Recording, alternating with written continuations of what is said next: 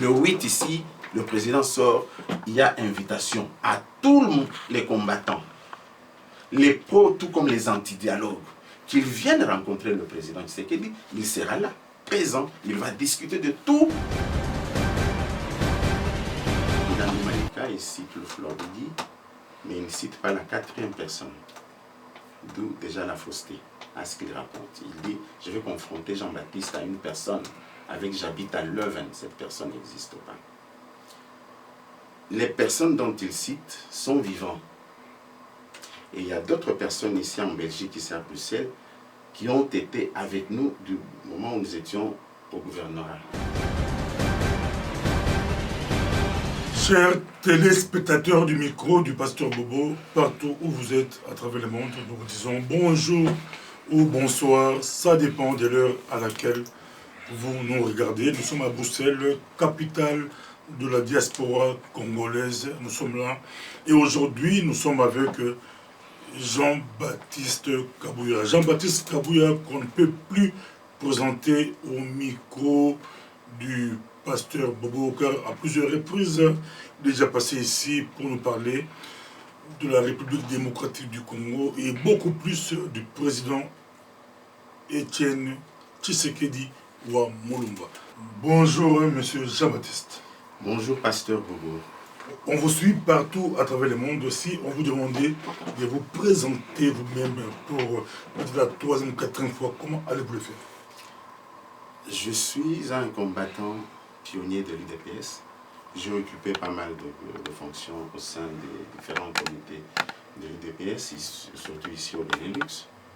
Et voilà. Quel poste avez-vous occupé ici en Belgique? J'ai commencé par être président de la section de Bruxelles à l'époque, puis président de Quelle période? C'était vers les années 84-85, quelque chose comme ça. J'occupais donc le poste de président sectionnaire de Bruxelles, donc jusqu'à vers les années 90, quelque chose comme ça. Et puis après 90, j'étais devenu président de l'Assemblée fédérale, donc ici au Benelux. À l'époque, on n'avait pas encore scindé la Hollande et le Benelux, donc c'était le Benelux. J'occupais le poste de président de l'Assemblée fédérale. Donc il y avait l'Assemblée, puis il y avait le comité qui gérait, qui faisait la gestion du parti, donc ici, qui était occupé par une autre personne. Et moi, j'étais au bureau de l'Assemblée. Mais à l'époque, qui étaient les représentants de l'UDPS ici en Belgique, en Europe?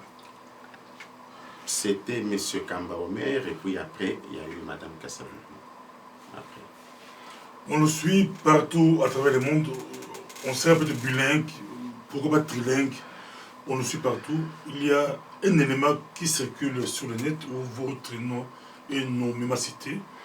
Il y a une vidéo que nous allons voir où le titre de la vidéo c'est « Il est du devoir des Congolais d'interpeller l'UDPS ». Dans la vidéo, nous voyons M. Mpoula qui était aussi représentant de l'UDPS Belgique. Je ne sais pas si à l'époque, vous aussi, vous étiez là. On va essayer de suivre l'élément avec vous. On suit l'élément avec vous. D'accord, pas de problème. En 98, quand M. Etienne Tshisekedi était relégué par Laurent Désiré Kabila au village, ici nous étions en train d'alerter l'opinion pour obtenir son retour à Kinshasa. Un des courtisans qui tourne autour de la famille biologique aujourd'hui, qui est devenu un des membres de Brain Trust, était à ce moment-là conseiller au gouvernorat de Mbujimaï. Il a appris, et là j'ai des informations très précises.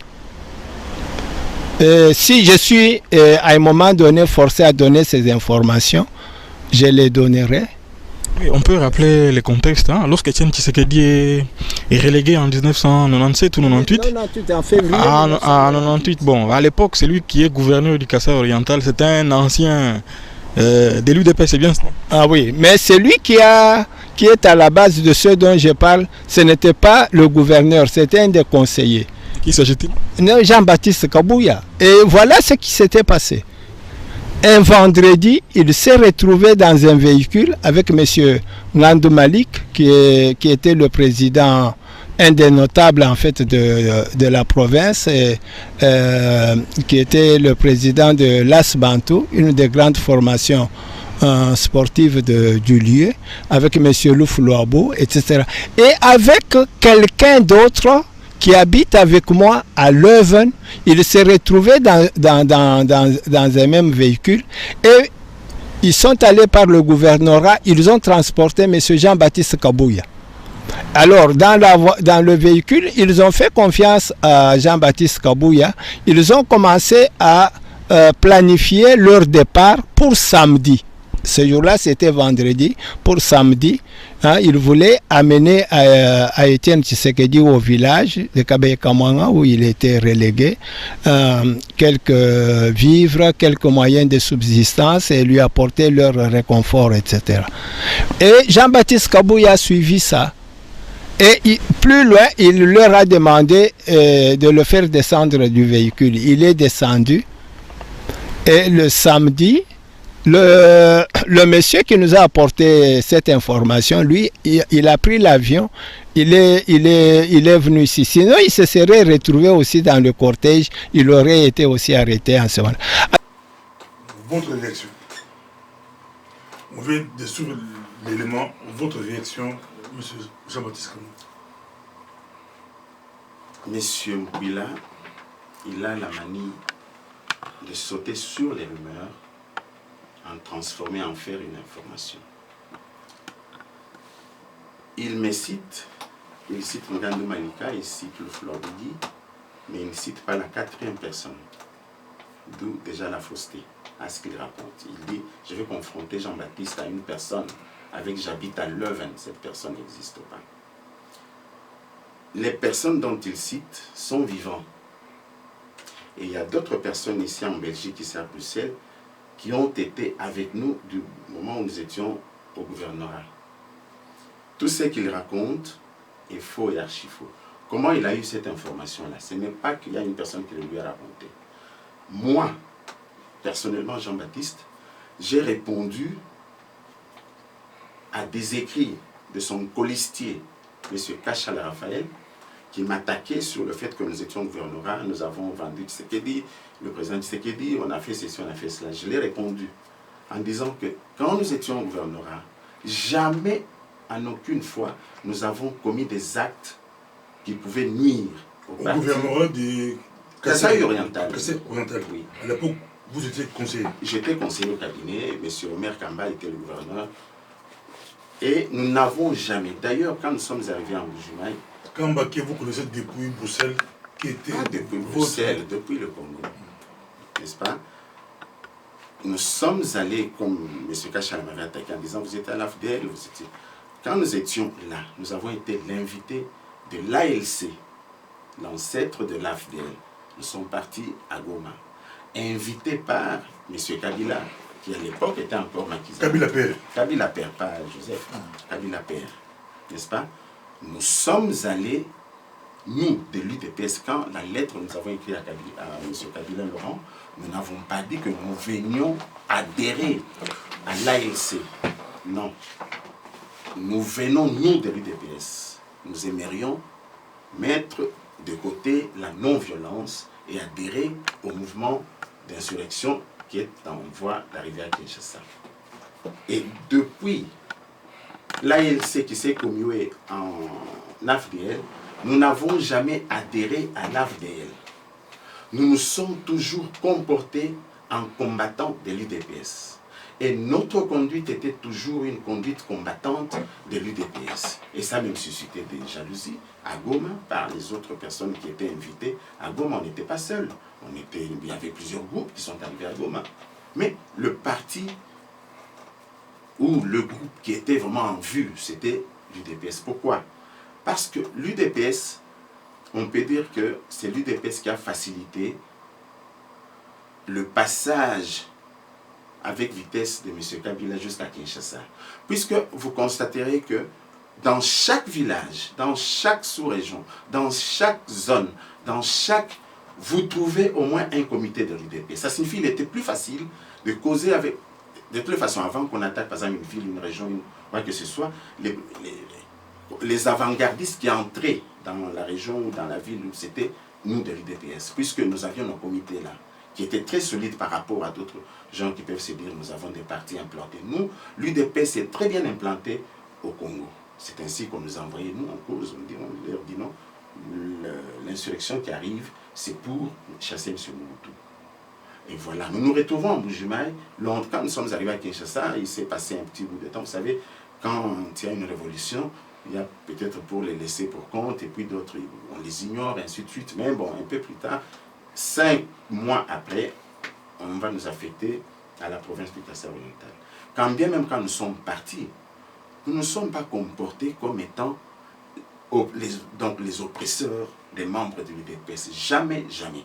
Notre cabinet, dans toute son entièreté, en dehors d'un 5e des conseillers qui peuvent être composés au cabinet, n'était composé que de membres de l'UDPS. Nous nous comportions en UDPS, nous agissions en UDPS.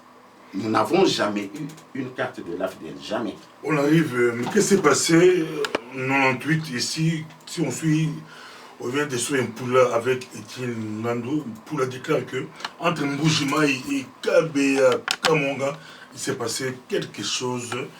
Les gens se sont retrouvés en prison et là-bas, ils ont découvert que c'est M. Jean-Baptiste Kabouya qui était l'indicateur. Comme je vous l'ai dit tout à l'heure, M. Mpouila, c'est un colporteur. Il transforme une rumeur, il en fait une information.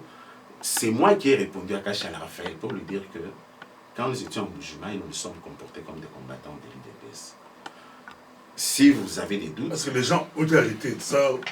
je vais y arriver. Si vous avez des doutes, posez la question à M. Louflo Abougui, que M. Mpouila cite. Posez la question à M. Ngandou Malika. Moi, j'écris à Kachala. N'est-ce pas? Il est encore vivant. Il vous répondra si nous nous étions comportés contre l'UDPS. Comment c'est arrivé? Il y a eu cette histoire de Ngandou Malika.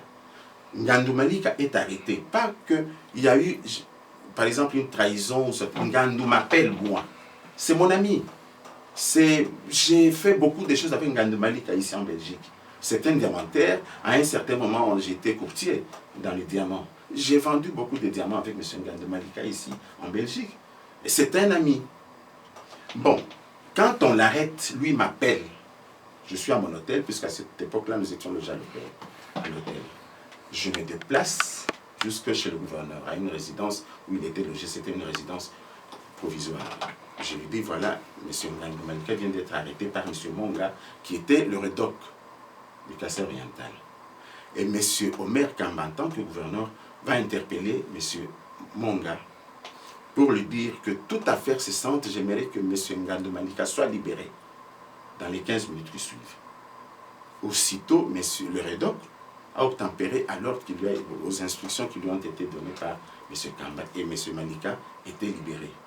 Jamais, si à supposer, c'était le cas comme le dit M. Mpouila, M. Ngandou Malika n'allait pas m'appeler.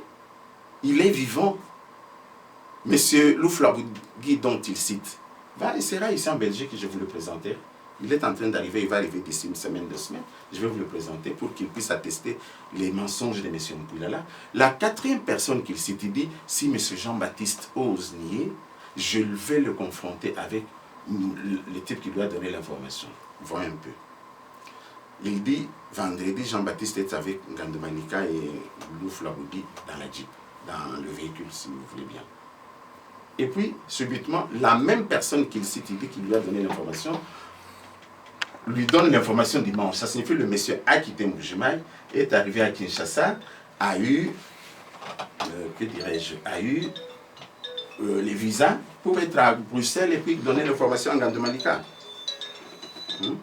A donné l'information à M. Mpouila. Moi, je ne pense pas. C'est faux. Si, à supposer, son information était vraie, il allait citer le nom de la 4e personne. Il était, pourquoi? Puisque dans ma réponse à M. Kachal Raphaël, je n'ai cité que Louflo Abougui et Ngandou Malika. Je n'ai pas cité une tierce personne dont lui dit non, j'ai quelqu'un. Il ment. C'est un menteur. L'histoire se passe en 2000. 1998. Aujourd'hui, c'est 2008. Non, en 98. en 1998. Aujourd'hui, c'est 2015. Steve Poul a dit qu'il a eu les formations depuis 1998.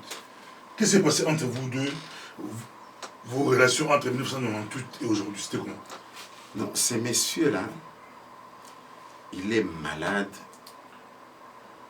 C'est un monsieur qui, quand il a une haine contre une personne, même un simple bonjour ne peut pas lui dire. Je vais vous raconter une histoire dans le passé. Fini notre pouvoir, donc notre mandat au gouvernorat. Moi, je rentre en Belgique. Le président Tshisekedi est malade à Leuven. En 99, là. Avec un grand frère, M. Jean-Pierre Loabéa, nous rendons visite au président pour vous montrer ce que c'est M. Mpouila là. Je vais vous donner 2 faits pour vous montrer ce que c'est ces messieurs là. Nous nous présentons à l'hôpital Cassiusberg, quelque chose comme ça, dans le Leuven. Nous montons à l'étage où s'est trouvé le président Tshisekedi. M. Mpouila me voit, il s'adresse à Maman Marthe. À cette époque, plus famille biologique que Mpouila, ça n'existait pas. Tu ne peux pas citer un enfant de Tshisekedi, tu ne peux pas citer Maman Marthe, dont il vilipende aujourd'hui. Mpouila, pour lui, c'était l'or. Donc c'est pas Jean-Baptiste qui est proche de Tshisekedi? Non, je ne suis pas proche de Tshisekedi. Je suis d'un autre territoire. Le président Tshisekedi est de notre territoire. Si par district, nous sommes différents par les districts, par les territoires, par les groupements, par les comment dirais-je, les chefferies. Moi, j'habite dans une chefferie, le président Tshisekedi habite dans une autre, pas moi. N'est-ce pas? Je monte, il dit à Maman Marthe, ne laissez pas passer Jean-Baptiste là que vous voyez. Il est venu pour empoisonner le président Tshisekedi. Nommément comme ça. Devant vous?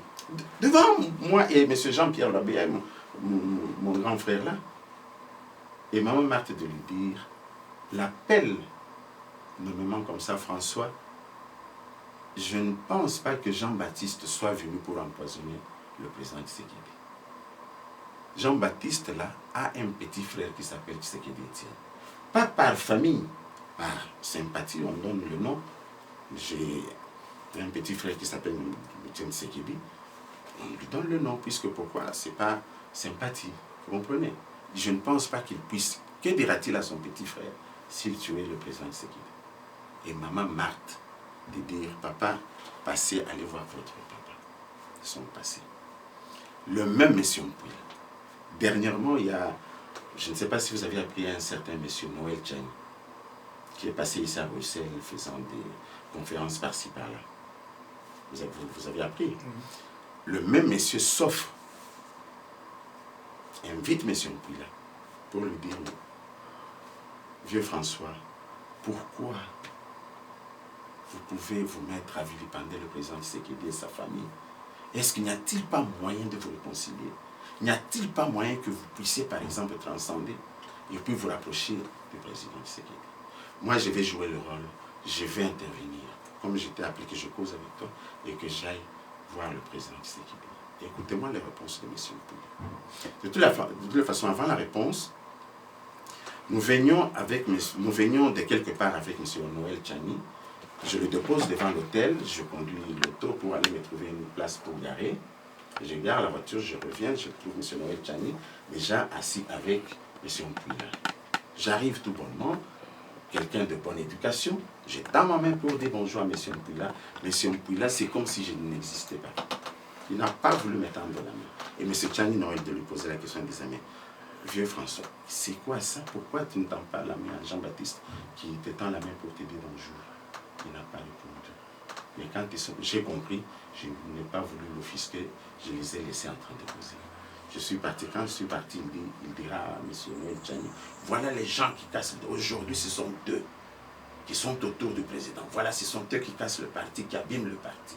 Son problème, M. Mpouila, c'est le fait de nous voir dans les jurons de l'UDPS. Nous qu'ils qualifient, vous étiez à l'AFDL, vous étiez ceci, vous étiez cela. Et que eux sont loin. Ils n'ont plus accès ni au président, ni à la famille du président, ni même à l'UDPS. que dirige le président Tshisekedi. C'est ça son problème. Comment expliquer ces gens-là? Leur problème, c'est une jalousie inutile.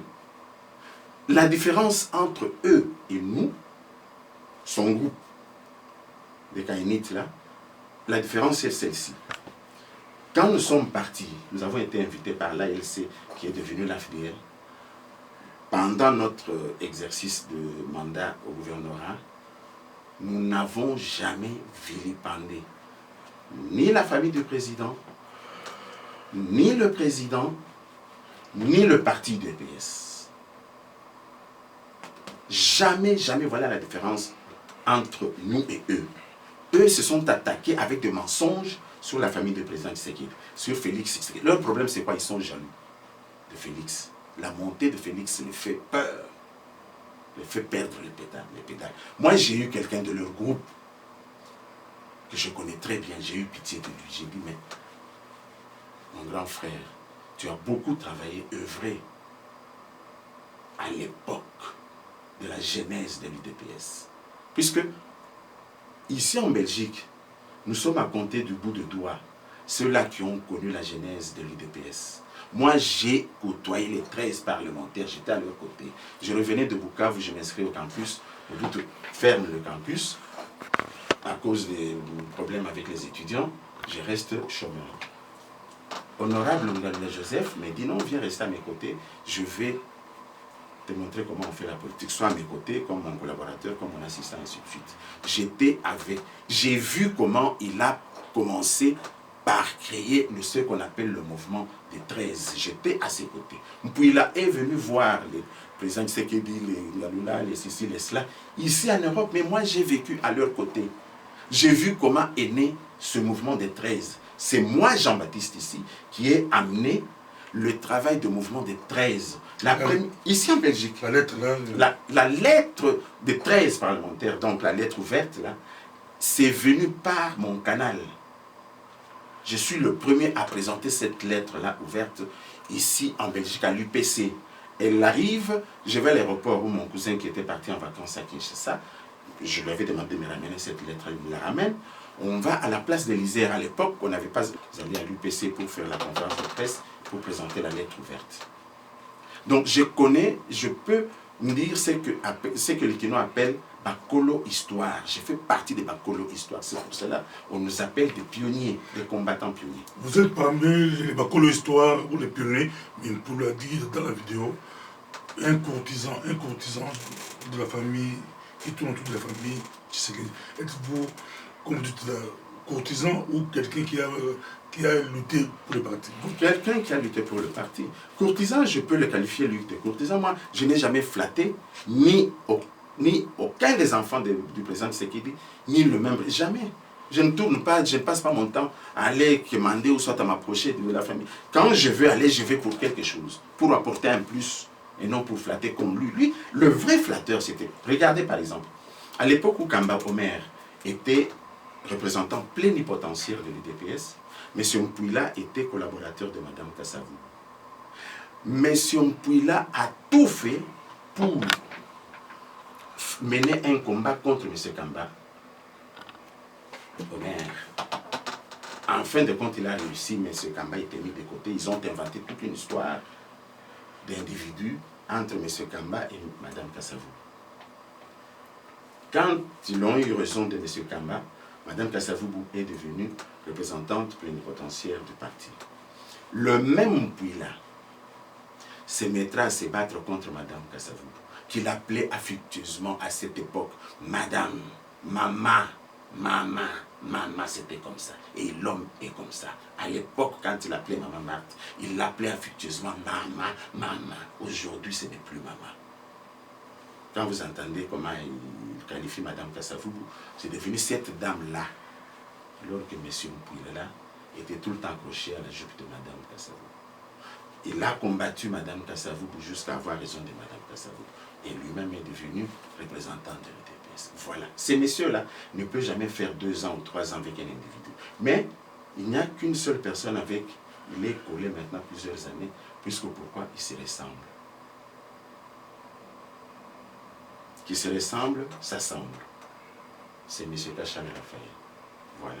Comment je peux qualifier? On le suit, on vous suit partout à travers le monde. Si je vous repose la même question, on a aussi posé en Poula.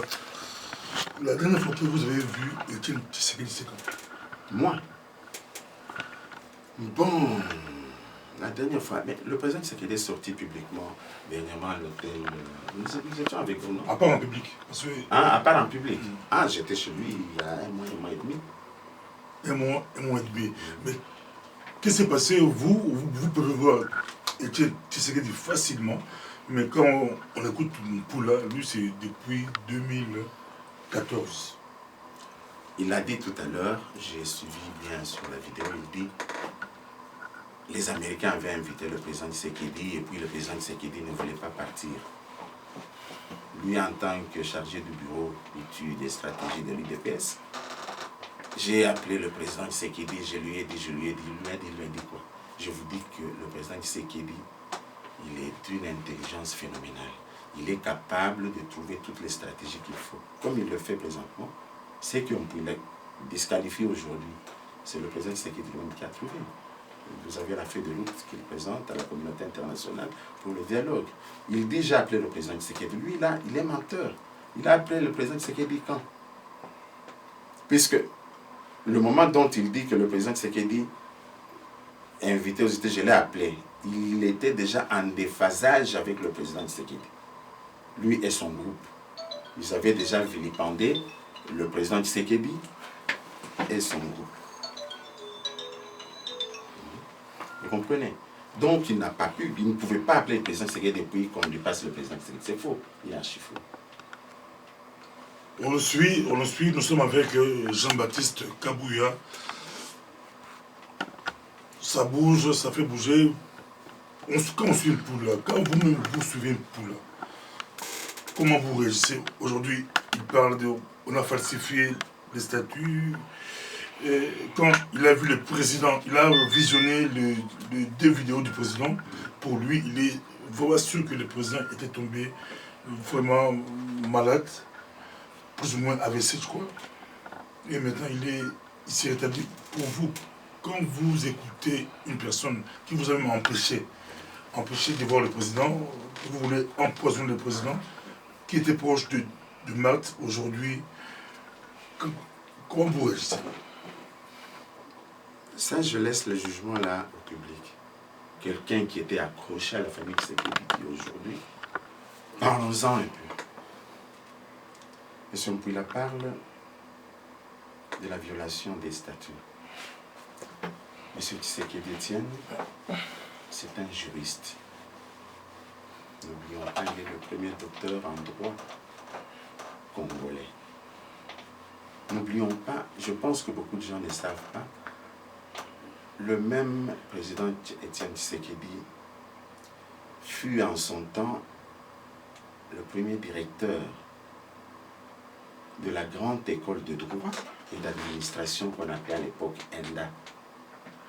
Donc c'est un juriste qualifié. Vous pensez qu'il peut commettre une erreur du style dont il parle là? Je ne le pense pas. Les vrais combattants de l'UDPS font confiance au président. Mais il n'y a que des jaloux qui peuvent inventer n'importe quoi. Mpouila, c'est un médecin. Il laisse sa spécialité pour embrasser la politique. Non seulement la politique, il est maintenant juriste. Il veut donner des leçons au président Tshisekedi. Mais je trouve ça normal. Le président Tshisekedi sait ce qu'il fait. C'est un juriste hautement qualifié. Donc M. Mpouila n'a pas de leçons à donner du tout au président Tshisekedi. Qu'il s'occupe de sa médecine qu'il n'a jamais exercée. Il dit qu'il a une thèse en médecine, machin, kinésithérapie ou je ne sais pas quoi là. Mais qu'il a tout d'abord exercé, qu'il démontre ce qu'il connaît dans sa spécialité, plutôt que de reprocher au président. Mpouila n'a jamais exercé logique. Ou comment? Peut-être infirmier dans un hôpital quelconque, mais pas comme médecin. On le suit, Mpouila fait des révélations. Il dit, quand il a observé les 2 vidéos, les 2 sorties de Tshisekedi, lui comme expert, comme médecin, comme qu'il a exercé. Pour lui, Tshisekedi avait un problème très sérieux, mais maintenant il est en rétablissement. Le pasteur Bobo. Vous qui voyez. Oui. Je vais vous dire, oui, j'ai vu le président Tshisekedi à 5 reprises. Vous avez parlé avec lui? 2 reprises publiques et 3 reprises en privé. N'est-ce pas? Il a l'âge qu'il a. C'est une personne, ce n'est pas un dieu. Il peut tomber malade, il est malade. Quand quelqu'un tombe malade, il y a une période qu'on appelle la convalescence, n'est-ce pas? Mais il est en train de, comment dirais-je, de se rétablir, de récupérer. Et sa récupération est phénoménale. Moi, je me rappelle quand je l'ai vu pour la première fois, c'est vrai, il était faible. Mais pas comme le racontait Lempuila et compagnie. Puisque pour Lempuila, le président Tshisekedi ne bougeait plus, il ne parle plus, il est devenu sénile ou quelque chose comme ça. Mais c'était fou. Moi, j'étais le voir pour la première fois. Je l'ai vu seul faire les mouvements, aller dans sa chambre, aller chercher quelque chose et nous servir même. Il serait ce que Lempuila raconte, donc il n'allait pas faire tous ces mouvements-là. Je l'ai vu sauter de son fauteuil, pas comme le disent Lempuila, moi je l'ai vu sauter de son fauteuil, aller dans sa chambre, et puis revenir, s'asseoir, et puis on cause avec lui. Je lui rappelais des petites histoires d'antan sur mon petit frère qui, à l'époque, était photographe. Quand il y a eu passage des parlementaires américains qui étaient des passages à Kinshasa vers les années 82, quelque chose comme ça. Mon petit frère était photographe. Comme il parlait anglais, il était avec les congressmen américains là-bas, il parlait anglais. La sûreté pensait qu'il était américain. Mais à un certain moment, ils se sont rendus compte que maintenant il est congolais, Moulouba encore. Puisqu'il parlait le Tchoulouba avec l'honorable Ngalula dans l'ascenseur. Ça, on l'a pris par la sûreté. J'étais dans la Jeep et puis amené. Mais malin qu'il était, il a sorti la pellicule. À l'époque, il n'y avait pas encore des cartes, c'était les appareils avec pellicule. Il a sorti, pendant qu'on était en train de le piétiner, marcher sur lui dans la Jeep, lui il sort la pellicule de l'appareil, il met dans son sous-vêtement, il arrive à Batete là au croisement avec le boulevard, il saute de la Jeep, il laisse l'appareil. Mais eux, ils se disent, ah mais il a laissé l'appareil, nous pouvons partir. Ils partent, il y a un qui dit, mais non, vérifie un peu, il vérifie, il trouve qu'il n'y a plus de pellicule.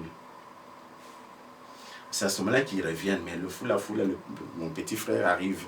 Tu vois, quand tu montes, il y a un pont là, pour monter le camp ONU qui est à droite là. Lui, il saute dans la petite rivière Makelele, il longe, il va chez nous à Bandal. De là, comme j'avais fait déjà des démarches, il a pris son film, il l'a ramené ici en Belgique, il est venu ici en Belgique. Alors j'ai raconté ça au président, ça l'a beaucoup marré, il s'est beaucoup marré, il s'est rappelé beaucoup d'histoires, il a commencé à nous raconter les anciennes histoires du parti que M. Mpouya ne connaît pas. Est-ce que la guerre des successions a déjà commencé? Non, peut-être entraîné par les Caïnites là. Donc ils cherchent, ils sont jaloux, je vous l'ai dit tout à l'heure de Félix. Que Félix fait, je vous l'ai dit tout à l'heure qu'il y a quelqu'un qui m'appelle, qui me dit, à l'époque nous applaudissions le papa de Félix. Et aujourd'hui, nous là, nous allons nous mettre encore à applaudir Félix. Voilà la jalousie des gens. C'est ça qui les anime. Il n'y a rien. Le président Tshisekedi n'a jamais interdit à qui que ce soit de le succéder. Parce que Félix a milité pour le parti. Vous connaissez bien la famille. Très bien. D'autres disent que Félix, comme fils de papa, il veut s'accaparer. Non. Il s'est accaparé des tours. Je vais vous dire quelque chose. C'est quand vous militez, quand les Poula et les Jean-Baptiste militaient, où était Félix? Félix, il était le président de la cellule de Leuven. Quand il est venu adhérer au parti, son président c'était Félix Tshisekedi, qui était le président de la cellule de Leuven. Quand il est venu adhérer. Quand nous tractions les affaires des 13 parlementaires, donc le mouvement des 13, quand nous tractions, nous installions les comités de l'UDPS, ici en Belgique a commencé, et puis dans le reste de l'Europe, il n'était pas encore au parti. C'est lui qui a amené le parti UDPS ici en Europe. C'est le professeur Dikonda Grégoire qui a amené le parti ici en Europe. Donc, en tant que représentant plénipotentiaire du parti. Et l'autre, après lui, il y a eu quelqu'un d'autre, ainsi de suite. Ça s'est suivi.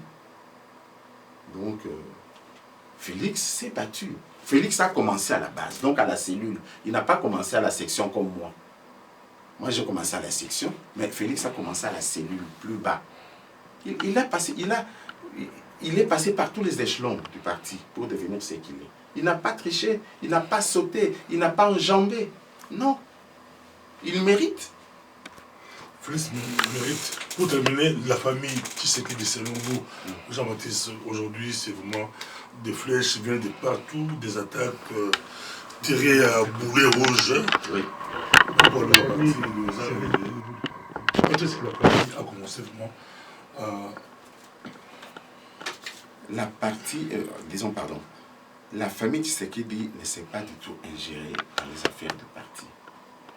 Mais n'oublions pas que la famille du président l'entoure. Par contre, moi, je demanderai à tous les gens qui vilipendent cette famille-là de la remercier. Puisque si cette famille-là n'était pas autour du président Tshisekedi, le président serait déjà mort. Vous imaginez, sans affection, sans entourage, vous êtes seul à subir toute la pression, toutes les oppressions du pouvoir. Sans famille, est-ce que le président pouvait encore exister jusqu'à aujourd'hui? Quand le président Tshisekedi est venu ici, par exemple, il était venu ici en tant que malade. Il n'était pas venu ici en tant qu'un homme valide qui pouvait recevoir les mpouila, les ceci, tout ce que vous voulez. Non. Il arrive, c'est sa famille qui l'accueille pour pouvoir s'occuper de lui. Dès que le président est sur pied, là, la famille pouvait remettre le président au public.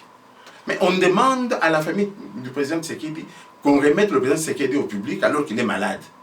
À supposer, s'il était question qu'il portait des couches et qu'il fallait les changer. S'il vous plaît, est-ce qu'il fallait que le public vienne pour changer le président? C'est sa famille, c'est maman Marthe qui devait s'en occuper, non? Oui, oui. Alors, c'est ça, le président était malade. Il ne pouvait pas se laisser aborder par les gens, ni même se laisser rencontrer par les gens. Soyons sérieux quand même. Et tout le travail que la famille là a fait, il fallait quand même les galonner, les remercier. Moi, je trouve que c'est injuste. La guerre qui est entamée contre la famille du président Tshisekedi, c'est injuste. Pour les poulets, il faut sauver le grand parti UDPS qui est vraiment malade. Si on vous posait la question, l'après Tshisekedi, comment vous le voyez? L'après Tshisekedi, la guerre a déjà commencé, mais l'après Tshisekedi, comment vous le voyez? L'après Tshisekedi, il n'y aura rien du tout. Le parti va très bien fonctionner. Il y a les structures du parti. Il y a un secrétaire général du parti, il y a les secrétaires généraux de telle branche, ainsi de suite. Le parti va fonctionner sans problème. Dans le comportement de Félix, il n'y a rien qui présage une succession. Félix ne se bat pas pour succéder à son père. Si il arrive qu'il peut, il le mérite aussi, non? Pourquoi? N'importe qui. Vous savez, plus démocratique que le président Tshisekedi là, ça n'existe pas. J'ai dit un jour à Félix, moi, j'ai croisé Félix aux abattoirs là-bas, j'ai dit à Félix, écoute, si tu ne te qualifies pas, si tu ne fais pas quelque chose, sache que le président ne fera rien pour toi. Puisque moi, je me rappelle, en 1995, il y a un conflit du comité fédéral en Bujumaï. Je vais voir le président. Je venais d'ici, j'arrive à limiter, je vois le président, je lui dis, il y a un conflit en Bujumaï, j'aimerais quand même aller intervenir pour mettre la paix entre les deux personnes qui se battent pour la fédération du Kassai oriental.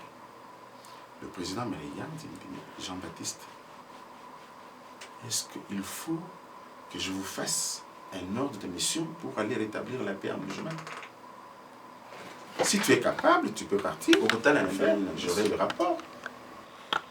À ses filles, lui ne veut pas fabriquer des gens, non. Les gens doivent se fabriquer eux-mêmes. C'est ça le président Tshisekedi.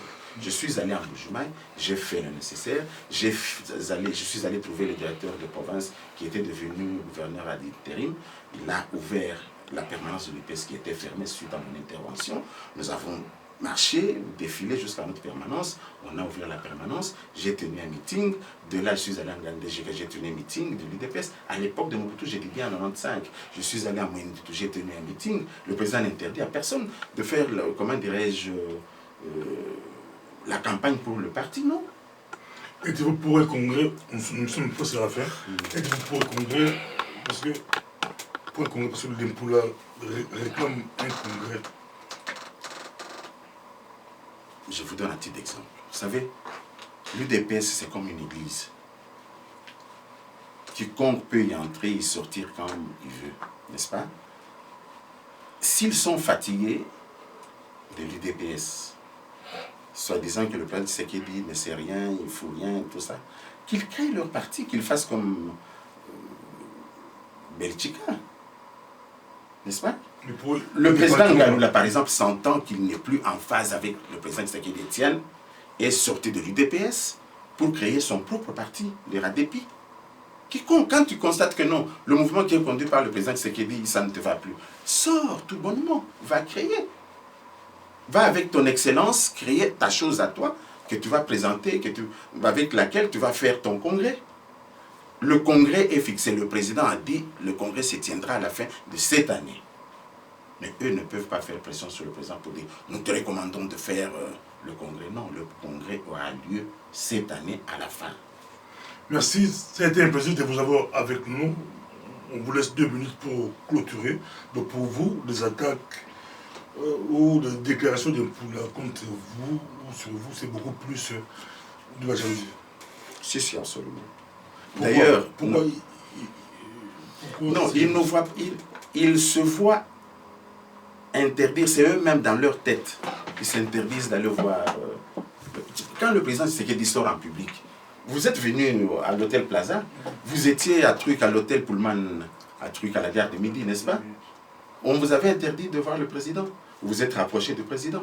Mais qu'est-ce qui les empêche, eux, de venir voir le président en public? C'est qu'il y a quelque chose qui ne va pas dans leur tête. C'est pour cela que j'ai dit c'est des psys, des malades. Le président n'interdit personne. Quand il sort en public, tout le monde vient. Le 8 ici, le président sort, il y a invitation à tous les combattants, les pros, tout comme les anti-dialogues, qu'ils viennent rencontrer le président Tshisekedi. Il sera là, présent, il va discuter de tous les sujets, tabous même. Il va débattre avec les combattants de l'Europe. D'ailleurs, je vous apprends, il y aura même des invités qui viennent du Congo, uniquement pour cette sortie-là du président. Il y a des gens qui vont venir des États-Unis, du Canada, de partout, pour cette sortie du président. Venez-y nombreux, puisque le président va s'ouvrir à vous. Il va débattre avec vous. Il va vous entendre. Vous allez l'entendre aussi, donnez-lui aussi l'occasion de l'entendre. Il est là. Il n'interdit à personne. Que tout le monde qui veut venir vienne débattre avec le président des sujets de notre pays, tout court. Voilà. Merci beaucoup. Ça a été un plaisir de vous Merci beaucoup, Pasteur Bobo. À la prochaine. À la prochaine. Merci.